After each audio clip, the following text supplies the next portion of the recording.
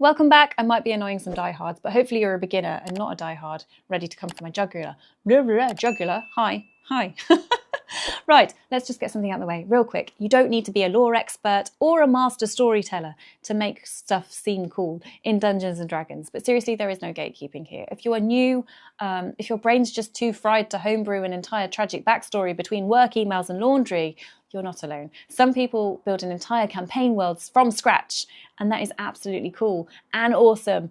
I admire you so much, but others like me just don't have the time or the brain capacity because my imagination mirrors that of a slug. Anyway, good news is that's what the source material is for. Books like Mordenkainen's Tome of Foes, Xanathar's Guide to Everything, the good old player's handbook, they're full of characters, gods, settings, story hooks you can grab, you can tweak them, you can make them your own, and please don't stress. You are allowed to take shortcuts with this, you're allowed to build slowly, you're allowed to say, I want to play a moody ex-bandit with a glowing eye and a sword made of shadow, and not feel bad about using the lore that's already out there to make that happen. And that's exactly how my character, Kaelis Vire, was born, so I'd like to tell you her story. I really want to introduce you to her. She's my Hexblade Warlock. It's been a long time coming, and I think it's finally time we went like Facebook official.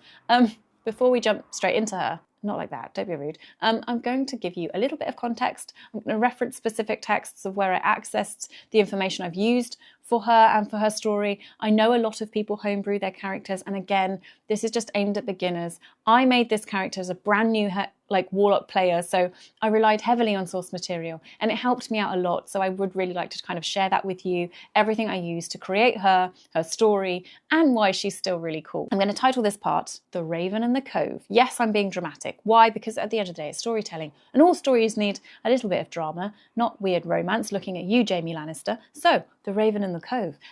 They say that Blackharbor Cove, it was cursed long ago, before the ship cracked its hull on the rocks. Sailors tell tales of black-feathered shadows flying low over the water and of mournful calls echoing through the mist at night. Is this dramatic? I hope it is. The wise ones, they know better. They know the Raven Queen watches this place, and they know that she never forgets. So the Raven Queen, she's key. She was first introduced in Mordenkainen's Tome of Foes and then further shaped in the Explorer's Guide to Wildemount. She's like this quasi-deity of death, memory, and lost souls. She rules from within the Shadowfell, not just as a god of dead in the traditional sense, but as a divine force that maintains the boundary between life and what lies beyond. Her domain is neither cruel nor kind, but it is inevitable. The Shadowfell, it's also known as the Plane of Shadow. It's one of the primary planes in existence in D&D. It's like this dark, desolate mirror of the material plane, and it's suffused with sorrow, stillness, and shadow. It actually first appeared in D&D 4e as the spiritual successor, like I mentioned, of the Plane of Shadow from earlier editions, and then it was fully fleshed out in 5th edition through supplements like the Dungeon Master's Guide, Mordenkainen Tome of Foes. I also mentioned earlier on the Explorer's Guide to Wildemount.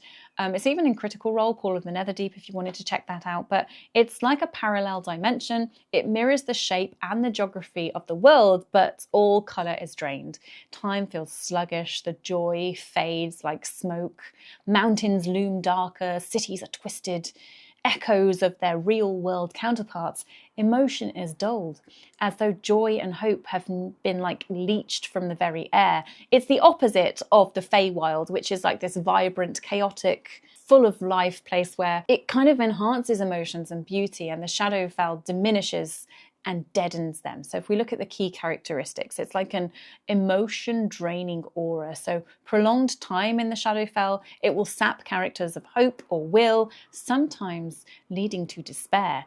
It's got this bleak terrain. It's filled with dead forests, grey wasteland, ruined cities, and the dim light of a permanent twilight. The echo geography that I mentioned, it shares like a rough shape with the material plane, but it's twisted and broken.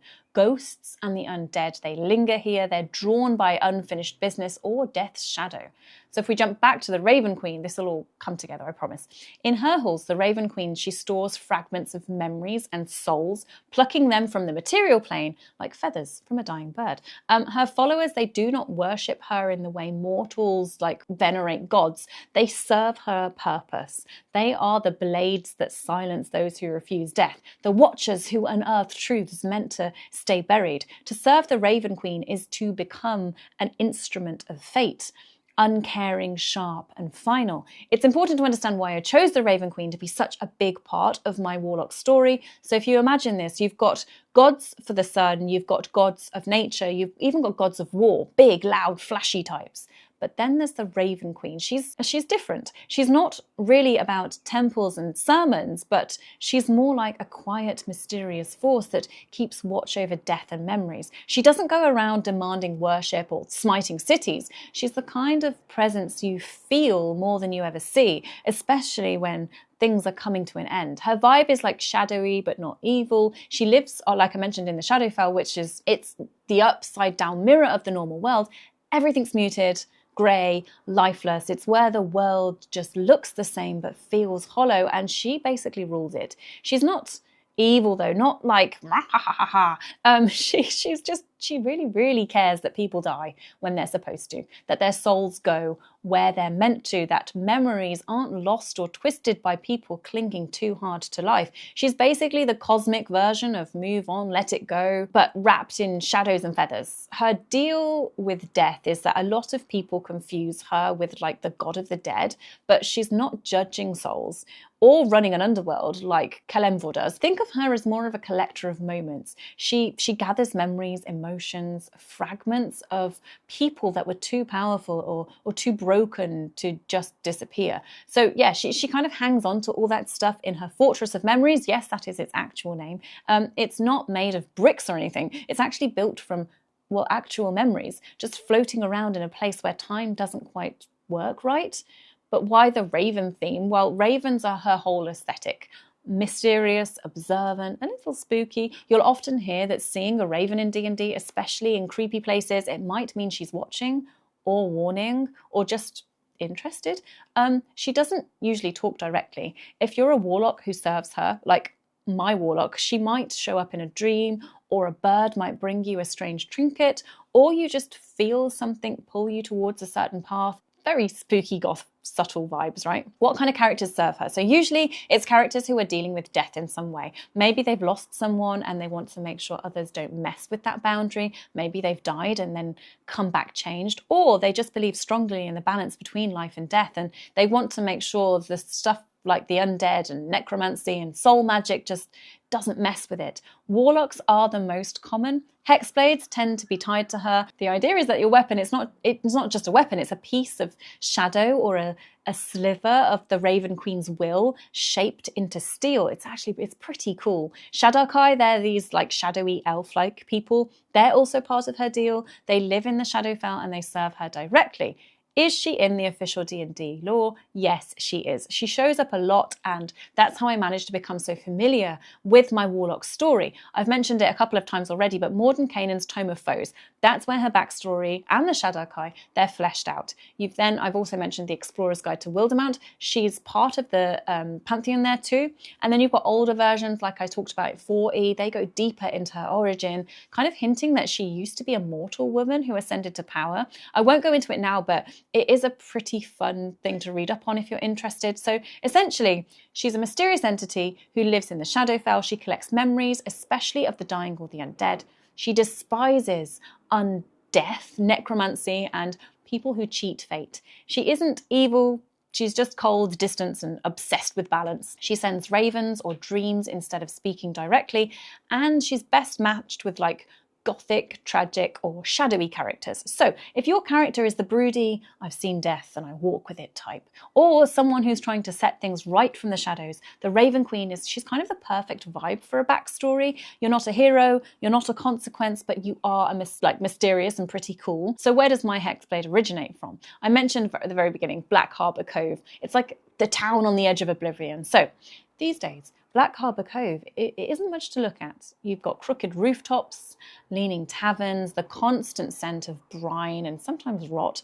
There's something about this place. You feel it in your ribs when you breathe the fog in too deep. It's like the town remembers things that you don't. Most folks who still live there either don't have the coin to leave, or they've been there so long they've sort of blurred into the place. Old fisher witches, one-eyed sailors, people with names like Hooks or grey nail.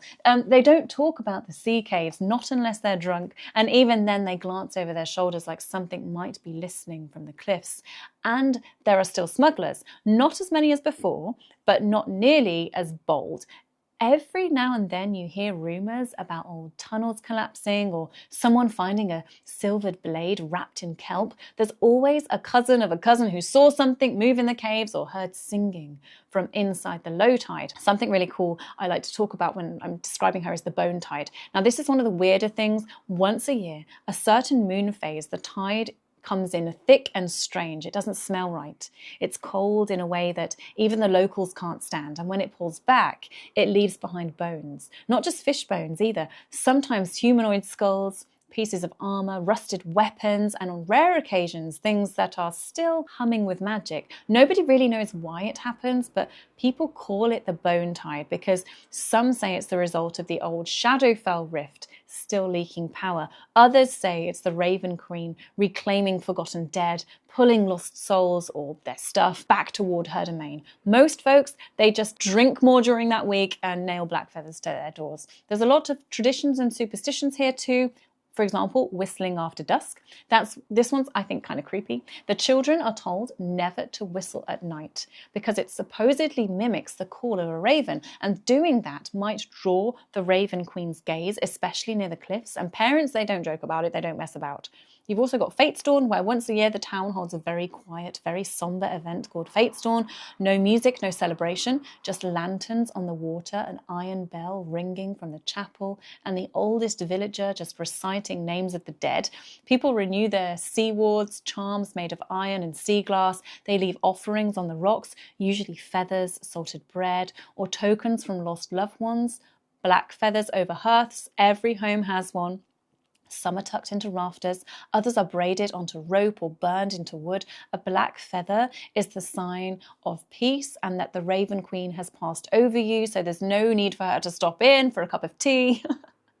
And how does this tie into the story that is of my character? So for someone like Kaelis Vire, who she used to run this town from the shadows, these traditions, they aren't just quaint, they're part of her blood. She knows where the caves narrow into the shadow. She knows which bells rings false and which names aren't spoken aloud on Fatestorn. And maybe, just maybe, she still visits the cliffs when the tide's low, staring at the spot where her old crew left her to die. Maybe she still hears the Raven Queen in the wind, and maybe she still hasn't told anyone where she buried the things that shouldn't be found. But who is she? And how does she fit into all of this? So, if you've ever met Kaelis Vire, you'll notice two things about her right away. She doesn't blink as much as most people, and one of her eyes glows purple when she's angry.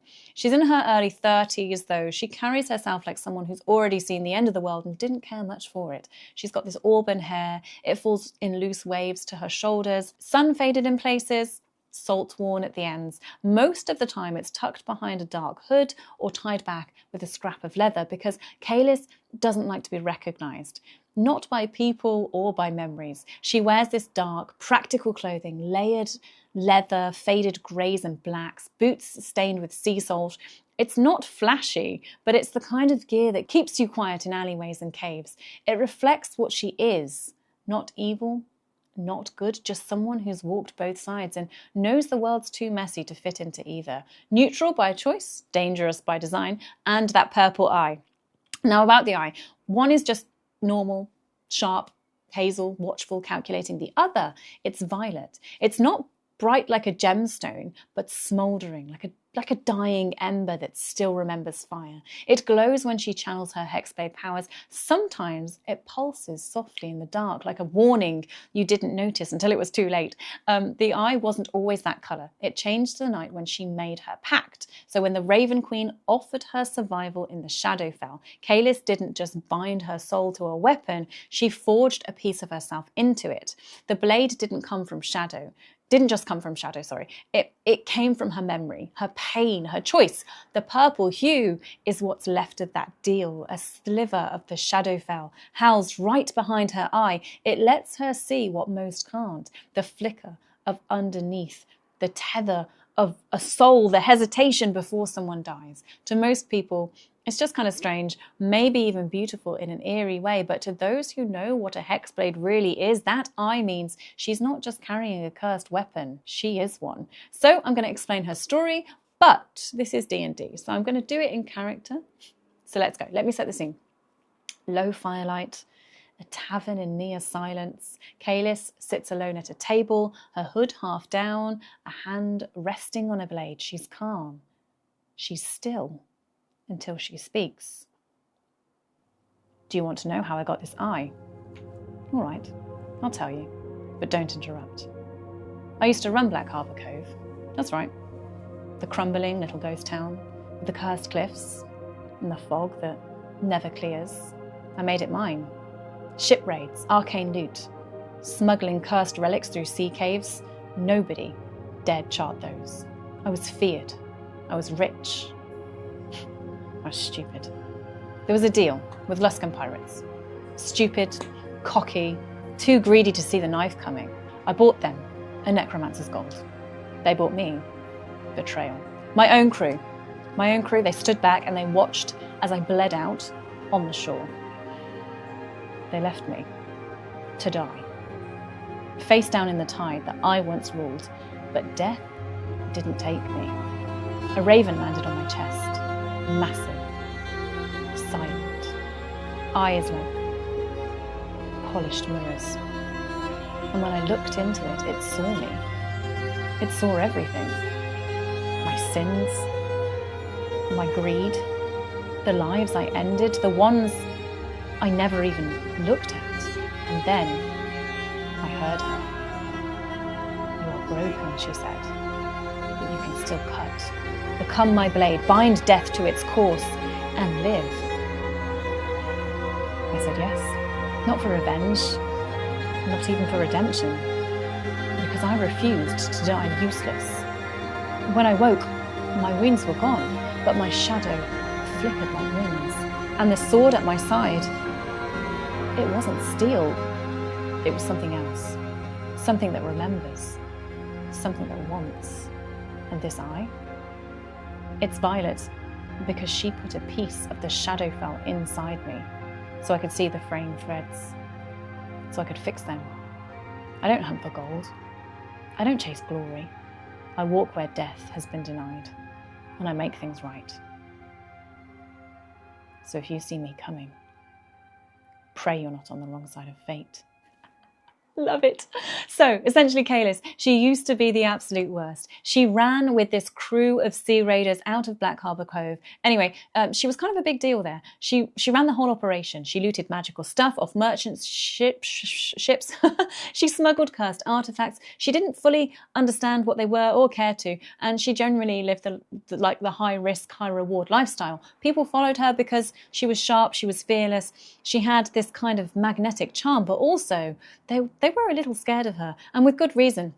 But the thing about Blackharbor is, it gets to you. The fog, the guilt, the constant edge of the world feeling, and eventually it caught up with her. One night she walks into this deal with a bunch of Luskan pirates and boom, betrayal, double-crossed. Her own crew turns on her. She ends up bleeding out in the surf, alone, right beneath the cliffs where she used to stash all her treasure. And just when things should have gone completely dark, something weird happens. She feels the weight on her chest. She looks up, barely, and there's a raven, like huge, way too big to be normal. Its eyes are like mirrors, not metaphorically, literal mirrors. And when she looks at it, and when it looks at her, she sees everything, the lies, the choices, the people she left behind, all of it. But the bird, or, the Raven Queen, it doesn't judge her. It doesn't scold. It just offers her a straight up deal. Be my blade, fix the mess where death goes wrong, and you get to live. Simple, intense, mysterious bird god energy, and Kaelis says yes. Next thing she knows, she wakes up on the beach. No wounds, no blood, but something's definitely off. Her shadow, it doesn't behave right anymore. It moves like it's got wings of its own. Her sword's changed too. Feels alive, like it breathes when you touch it. And her left eye, it now glows violet when she taps into her powers. It's part of the deal, she figures anyway, a souvenir from the Shadowfell, let's say. Now she's not out there looting or scheming anymore. She's on a different kind of mission, making sure the line between life and death stays put. No necromancers, no cheating fate, no undead hangers-on. She's not a hero, she's not a villain, she's a blade with a purpose. And honestly, she's never been sharper.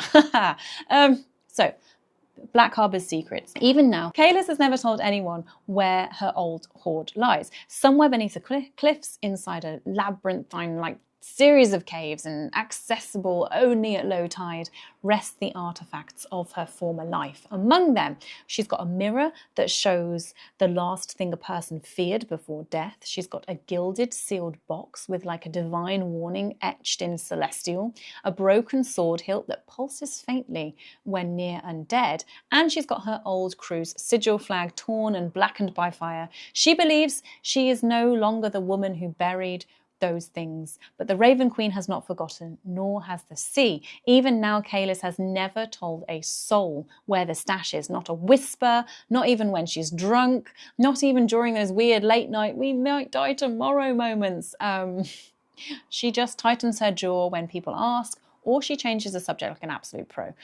But here's what's known. It's still out there, somewhere beneath the cliffs of Blackharbor, hidden deep in a maze of sea caves that only open up at low tide. Even then, they say, the currents are nasty, the rocks cut like razors if you take the wrong turn. Now, here's where her part of the story gets cool and relevant to the campaign that I'm currently in. So by the time this goes out, we will have played this through, so there's no spoilers to anyone in the party, but my DM and I were working together to weave her story into the campaign, and particularly the next mission. So the DM is going to have our party arrive at Blackharbor Bay. I don't personally know what's in store, but I do know it's not going to be pleasant. Some kind of boss level threat buried in and around or around the cove.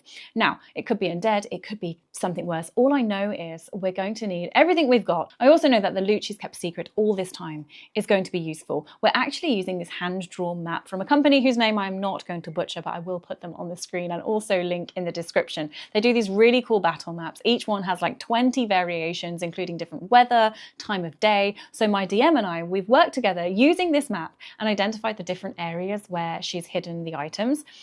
What is also cool is that this company, they do boss fight maps, so definitely check those out too. I'm hoping he's going to use one because I've seen so many cool ones. Anyway, here's the problem. The Raven Queen, she doesn't like secrets coming back from the dead. So according to Mordenkainen's Tome of Foes, her whole thing is memory, death, and the passage of the soul. So when Kaelis made her pact, she left that life behind. She sealed those memories, her greed, her hoarding, her crew, and the Queen accepted that. She let her walk forward so long as she left the past to rot. If she digs it up now, even for a good cause, she risks violating that pact.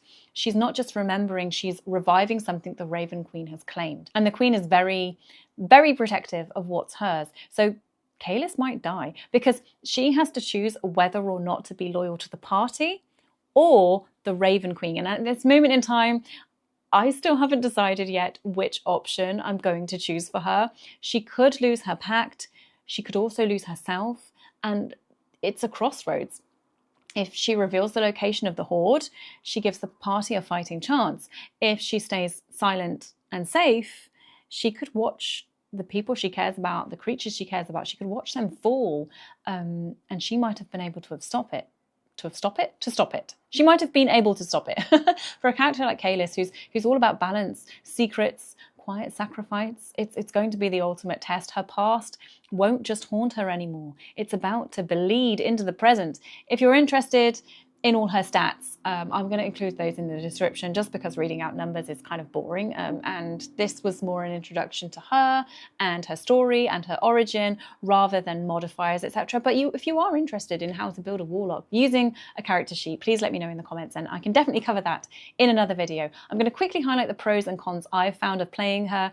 If you are considering playing a similar character, she's strong in close combat thanks to her magical weapon and her decent armor. She's got high charisma. It means that she's great at talking to people and casting powerful spells. Her dark backstory, I think it fits really well with this sort of spooky and mysterious, serious campaigns that deliver themselves. She's also got this cool combination where she can see in magical darkness and then surround herself in shadow, which makes her hard to hit and really dangerous to fight. Her magic, it recharges on short rests, so she's great for dungeon exploring or multiple fights in one day. In terms of what I struggle with when I'm playing with her though, playing with her, playing her. And she only gets like a couple of spell slots, so you've got to be really careful about when to use them. She doesn't have a lot of health, so she can get hurt easily in the big fights, especially against like area attacks. She uses a lot of her power on special features like smites, and I know people say you're a warlock, you don't need to smite, but and again, like magic boost, she needs to manage her abilities carefully. I think she's best at fighting one enemy at a time. That's just me and my personal playstyle though. I don't feel like she's great at handling lots of enemies, or kind of like that crowd control like a barbarian could, or like full-time like spellcasters. But if you're new to D&D, even if you've been around the table a few times, you're still trying to figure things out. Here's the truth. For me anyway, you don't have to spend hours building everything from scratch. There is so much amazing material out there. I've mentioned it multiple times. All of those things, I'm not going to keep going on about, you know, Xanathar's Guide and blah, blah, blah. You've heard them. I'll put them in the description. Wizards of the Coast, I do think for all of their sins, they do have a ton of heavy lifting already done for you. All that lore, those subclasses, creepy patrons, mysterious places like Shadowfell, they're already written. You can just plug your imagination into it, sprinkle in your own flavour, and then just go with it. Life is busy. Maybe you've got work, school, kids, deadlines, 87 unread emails, or you just the attention span of like a raccoon drinking espresso. Not everyone has the time to world build for 3 hours just to get to the goblin fight. Or maybe you do have all the time in the world, but all of the creative energy of like a piece of toast that's been left out in the rain. And that's okay too. The beauty of D&D is that you can borrow, you can blend, you can build as much or as little as you want.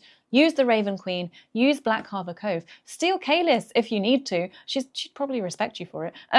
Whatever gets you to the table, laughing with friends, telling cool stories. That is the real magic.